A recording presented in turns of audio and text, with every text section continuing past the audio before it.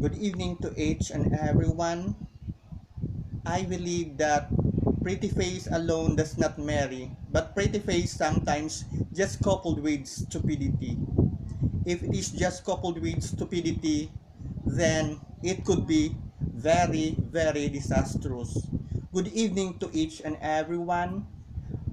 I am Feb Dandoy, 35 years of age, and I'm proud that I came from Asinda Labayin, Barangay Bagaa, Sinigaran, Negros Occidental.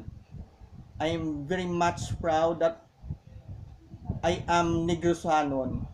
And the one things that I really appreciate and I would like to announce to the public, to my friends, relatives, loved ones, that it is my pleasure to be part of this competition.